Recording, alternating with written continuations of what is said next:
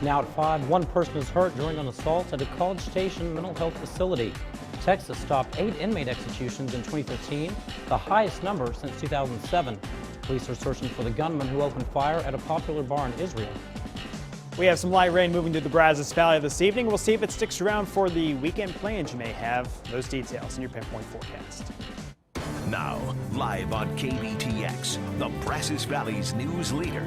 This is News 3 at 5. College Station police responded to an assault at a mental health hospital on New Year's Eve. Around 5:15 yesterday afternoon, CSPD responded to Rock Prairie Behavioral Health on Norman Drive, where an assault was happening. Police say one person grabbed the throat of another, making it difficult for them to breathe. The victim did suffer minor visible injuries and wanted to press charges. No one else was hurt. A 2-vehicle wreck in Leon County shut down a highway for several hours last night. It happened on FM 39 between Normandy and Flynn when a pickup truck and an 18-wheeler collided. We're told that the truck swerved into the path of the 18-wheeler. Officials on scene told us that nobody was seriously hurt. FM 39 was shut down while authorities cleaned up that wreck, but we're told that all lanes were back open to traffic tonight.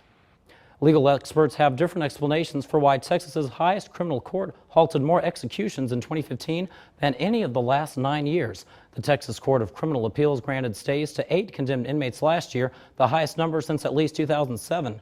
That goes against its reputation as a tough, conservative court generally unsympathetic to death row appeals. An attorney for the Texas District and County Attorneys Association, which lobbies for prosecutors, says he thinks exonerations in Texas and nationwide have softened the ground for death row appeals. The first shipment of crude oil to leave the United States in more than 30 years left the port of Corpus Christi yesterday. The shipment belongs to New Star Energy and is headed to Trieste, Italy. The U.S. lifted its federal ban on crude oil exports earlier this month. And it's time for Pump Patrol. We have been monitoring the lowest gas prices in town. The Exxon at Texas Avenue and Harvey Road in College Station, the Murphy USA on Briarcrest Drive in Bryan, and the HEB at Texas and Hallman and College Station are all ringing up at $1.59. To find all the lowest gas prices in the Bryan College Station area, go to our web channel, KBTX.com, click on the Features tab, and look for Pump Patrol. German authorities are still investigating after yesterday's terror attack, warning that focused on several locations in Munich, including 2 train stations. Government officials say a friendly foreign intelligence service had warned Germany of an imminent attack at midnight by between 5 and 7 Islamic State militants from Syria and Iraq planning to carry out suicide bombings. Shortly before Munich rang in the new year, police evacuated the main train station and another one because of the threat. Today, train stations in Munich have reopened and trains are running, but the terror warning remains in place. Well, a massive manhunt is underway for the gunman who opened fire at a popular bar in Tel Aviv, Israel, Friday afternoon. 2 people were killed, several more were injured, and the crime was caught on camera. As Bryan Webb reports, police said they're not sure if it was a criminal or terrorist attack or if the suspect is Palestinian. Closed-circuit cameras show the gunman firing an assault rifle at a bar on a busy Tel Aviv street in broad daylight as people inside run for cover. I hide myself under the bar and I hear and I'm waiting that it's finished, but it was like horrible. Another video from a security camera at a store next door shows a man placing a backpack in a shopping cart. He then pulls out a gun, walks outside and starts shooting before running off. It's very scary because it's happened all over the world. After the attack, a large police presence swarmed the area with officers going door to door searching for the shooter. The attack comes amid more than 3 months of frequent Palestinian attacks against Israeli civilians and soldiers. Bryan Webb for CBS News, New York. Natalie Cole has died. Her family says the singer died last night in Los Angeles due to complications from ongoing health issues. She was 65. Cole had battled drug problems and hepatitis that forced her to undergo a kidney transplant in 2009. Cole was inspired by her father, the late Nat King Cole, and auditioned to sing with him when she was just 11 years old. Her 1991 album, Unforgettable with Love, featured reworked versions of her father's songs and a duet with his recorded versions of Unforgettable. The album won 6 Grammys. Well, major flooding is still swamping sections of the Midwest and is now blamed in the deaths of nearly 24 people. In southern Missouri and Arkansas, rivers are still cresting as communities near St. Louis try to regroup. As Marley Hall reports, record high water damaged many homes and businesses. New Year's Day finally brought some hope southwest of St. Louis. High waters are receding, allowing interstates to reopen. But other roads are still like rivers and homes still submerged. Some of the worst flooding was on the Merrimack River near the Mississippi. The only home that I've ever owned right out is gone. In the city of Arnold, Linda Thorne and hundreds of others forced out by historic floods rang in the new year in shelters. We're all in this together. Thorne's mobile home was submerged, and this is all she has left. Some clothes, donated blankets, and this. This is the angel you were able to get off your Christmas tree. Yes, This was important to you. it was very important to me. For one thing, it says Mom's Special Angel. It's the only thing I wanted. The Humane Society has taken in four-legged flood victims. As people were leaving and people have been displaced, they've taken their animals with them, and we've been able to care for a lot of those animals for them. The record-breaking high water is moving downriver through the Mississippi Valley. Officials say its impact will be felt well into the new year. Marley Hall, CBS News, Arnold, Missouri. As he starts his final year in office, President Barack Obama says his New Year's resolution is to move forward on unfinished business, and that includes dealing with what he calls our epidemic of gun violence. In his weekly radio address today, Obama said he'll meet Monday with Attorney General Loretta Lynch to see what executive actions might be possible to keep guns out of the hands of a dangerous few.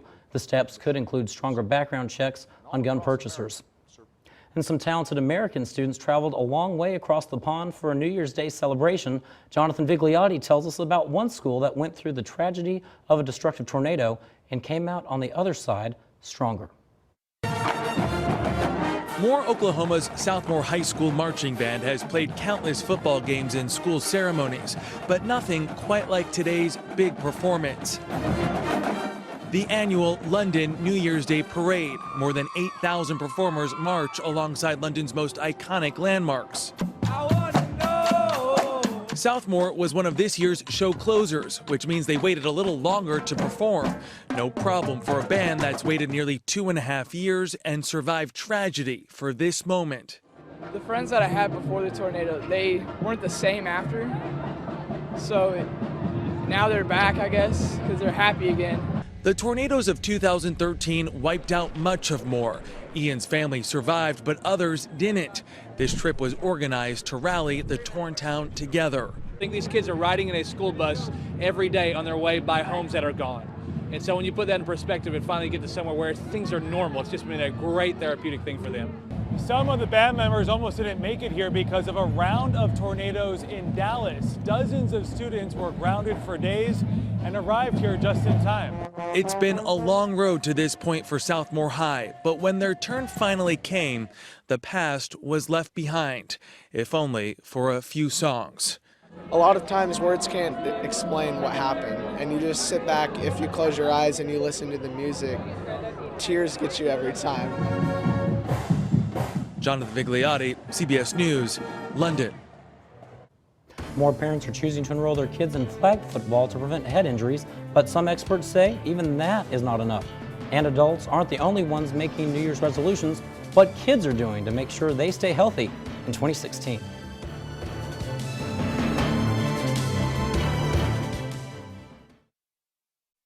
You're watching KBTX News 3. The people you know, the news you trust.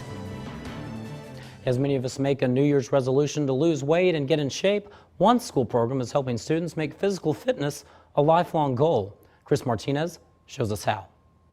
These are just the warm-ups. At this Los Angeles high school, physical education class has a whole new look. You can do it!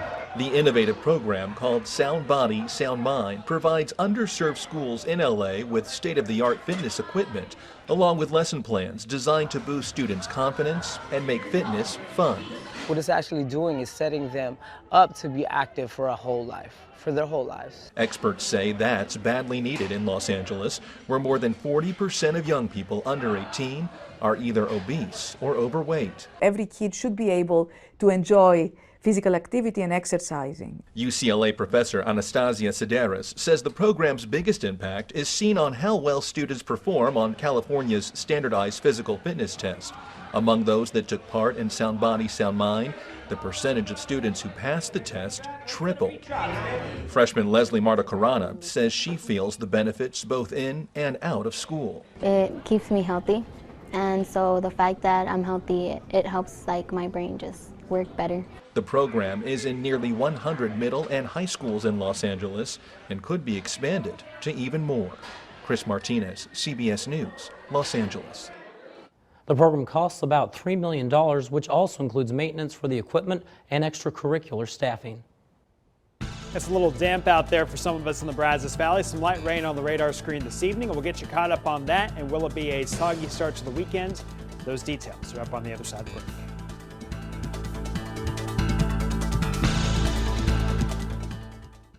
News 3 weather from the Pinpoint Forecast Team. Brought to you by the Bank and Trust, local bank, local bankers, and now local weather. Hey, if you were out cutting a rug last night to welcome in 2016, didn't get a chance to catch us at 10 o'clock, we recapped 2015 in terms of weather. It was a wild one and a very wet one for the Brazos Valley. In fact, the third wettest year ever on record for Bryan and College Station with just over 58 inches of rain. That included 8 daily new record rainfalls that we picked up. Hottest temperatures 106, coldest was 22. We even had a drought mixed in, even with all the flooding on hand, anywhere from about the summertime until late October. Out there today for the first day of the year, though, we picked up a little bit of light rain overnight. Cloudy skies and dry here in Bryan and College Station for now, and plenty cold, too. First day of the year, 47 degrees. Couldn't even break out of the 40s here today. Wind chills more like the low 40s in town thanks to a north wind that's coming down a bit from the breeziness that we had today. Right now, right around 10 miles per hour. An average high for the first day of the year is 61. Well off that mark, most of us in the mid to upper 40s in the Brazos Valley. But again, you factor in that wind, and here's what you're preparing for. It to feel more like the low to mid 40s in the area. 43 from Conroe to Navasota is what it feels like here in town. 40 is what it feels like out there in Burleson County. The good news for any evening plans you may have, the wind will be coming down, so the wind chill won't be quite as biting, but we do have a chance for a little bit of rain. Here's a look at Pinpoint radar. Most of that rain back from the hill country and along the coast, but as of the past couple of hours, we've been watching some very light showers, some drizzle and some sprinkles moving across the southern side of the Brazos Valley from about Washington, Austin, and Waller County, sliding off towards the east. So folks in southern Grimes County, Montgomery County, a little bit of rain. Everybody to the north, maybe a few sprinkles over the next hour or so. And there is more rain back to the west. That's what we're monitoring here for this evening. So we'll really keep temperatures pretty steady. 8 o'clock, 10 o'clock, midnight, we've got a forecast temperature of just 43 degrees. Won't move the needle, and you may have just a little bit of light rain, light drizzle, and again, some sprinkles out there heading into any evening or overnight plans. It's a little flow from the southwest to the east. That's what's bringing all of this cloud cover, cold temperatures, and even these little passing disturbances to bring rain to the forecast. So that's what we'll continue with for your Saturday. Now, right now, it's only about a 30% chance rain. Most of your Saturday probably will stay dry. We think we have a pretty decent chance, about a 30-40% shot here for the evening and overnight. Then, especially as we get towards tomorrow afternoon and evening, maybe another round of light rain before we clear things out and bring back sunshine. Yeah, sunny skies. How about that by the end of the weekend? Although it will be an uphill battle for that, I think if we do find some sunshine on Sunday, it probably comes late afternoon, just before sunset, but temperatures should be a little more bearable if you're not a fan of the cold weather, as we look for highs back in the mid-50s. Overnight tonight, with that small rain chance on hand, we've got temperatures anywhere from the mid-30s to the upper 30s out there. 38 in Bryan and College Station, 34 in Crockett, 35 for an overnight low in Hearn. And another cold day with a chance for some rain on and off. It's not going to be raining all day for your Saturday. Some of us may stay completely dry, and the best chance is in our southern counties. Winds will be lighter tomorrow, but clay temperature-wise, we're going to be pretty similar, right about the upper 40s to maybe a few low 50s. Back to the mid-50s to start next week, and then we look for another chance for passing cold rain coming our way by midweek. But take a look. 60s are back on the map, and a little closer to seasonable as we get towards the end of next week. Be pretty nice. Pretty amazing, though. We had 58 inches of rain this past year, and this weekend, though, might be a good time to go catch up on some movies and get inside for a while. Hang out with the family on the couch, and it's a good reason to be lazy indoors. All right. Thanks very much, Joe. Appreciate you.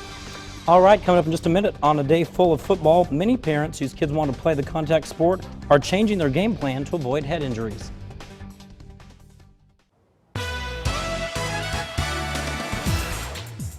Here's what's happening after hours around town. Morgan Dyer will be performing at the Rock and Bee Steakhouse in Bryan tomorrow from 6 until 9. The Texas Twisters will be at the Western Club in Navasota next Friday starting at 8:30. And the Eli Young Band will be at Hurricane Harry's on Wednesday, January 20th. Doors open at 9 o'clock. If you know of any live entertainment in our area, email us at afterhours@kbtx.com. Well, today millions are watching the college football bowl games, but the issue of concussions continues to hit the headlines after researchers discovered a link to long-term brain injuries. Now, as Weijia Jiang reports, more families are turning to a different version of the game. 10-year-old Mason and 12-year-old Will couldn't wait to follow their dad's footsteps. Kyle Green played football in college. What's your biggest dream? To play in the NFL. Yeah. But their mom worried about hard hits on the field, so the family agreed to a compromise: flag football. It was a really nice, safe option, and we could put off the tackle part for a while without missing the game. And without missing the skills either. I mean, one of the great things about flag is they're learning, all of the skills. Flag football is just like the traditional game, but players don't tackle. They remove flags from each other instead. Sometimes it's intense, but mostly it's fun. Some doctors say no football is the best option. This month, the New York Times printed an op-ed titled, "Don't Let Kids Play Football." The author was the first physician to publish studies about brain damage in football players. He says children who sustain head trauma are likely to develop health problems as adults. I work with a lot of kids and families. I think it's a decision. I think it's a personal decision. Bart Gray runs the NFL Flag Football League in Arlington, Virginia. He says it's growing fast as new studies about football-related injuries are released. It's a big deal right now. Parents are very concerned about concussions in tackles, and it's driven several families to be here. Like the Greens, who say their boys are safer and just as happy. Weijia Jiang, CBS News, Arlington, Virginia. Just ahead in sports, it's time to turn our attention to Aggie basketball full-time. The Aggie men's team will open up SEC play tomorrow afternoon at home against the Arkansas Razorbacks. Sports is presented by Allen Honda, corner of Southwest Parkway and Highway 6. Allen's got your Honda. From the KBTX Sports Center, News 3 Sports starts now. Ready to tip off SEC play, and Happy New Year, Brazos Valley. The Texas Aggie men's basketball team will begin their second season tomorrow afternoon as they open up Southeastern Conference play against Arkansas. Billy Kennedy's Aggies should be well rested and pretty healthy as they begin SEC play tomorrow at Reed Arena. The Cal Poly game back on Tuesday was their only game of the last 13 days. With a 10-2 non-conference record, the Aggies will take some confidence along with a 3-game winning streak into Saturday's SEC opener against an Arkansas team that head coach Billy Kennedy feels is much better than their 6-6 record, which includes a pair of overtime losses in their last 3 games. It's conference play, playing a good Arkansas team. I thought they played extremely well against Dayton in front of a packed house. Come in here, first game of SEC play. I know both teams will be excited. I know we're excited to play. They play fast. They'll press a lot. They like to get up and down, and they run an interesting motion with a lot of freedom. So it's going to be not as much of a tactical game as it is a read and react for us as players. We just got to go out there and play harder and bring more energy and intensity to the game. Caruso leads the country in steals this year and is just 1 away from becoming the Aggies' all-time steals leader, surpassing David Edwards. The game will tip off at 3:30. It will be televised by the SEC Network. It's part of the Aggies' Holiday Hoops promotion, and fans can purchase a $5 discounted ticket to get into the ball game. Of course, there's plenty of college football games to talk about tonight at 6, including a win and a loss so far today for the SEC. A lot of great college football this week. It's hard to believe football is about over, but some pretty good basketball coming up this weekend and over the winter as well. We hope that the Aggies have a basketball season to remember. Absolutely. On both sides. Thanks very much, Daryl. Well, we'll send things over to Kristen Gilfus for a look at what's coming up at 6. Happy New Year, Kristen. Happy New Year to you as well, Clay. An undercover sting operation in Brazos County puts 3 people behind bars for trying to sell stolen guns. And starting the new year with a new marriage. We'll meet one local couple who picked an anniversary date that won't be hard to remember. Shell, we'll be right back with another look at your forecast.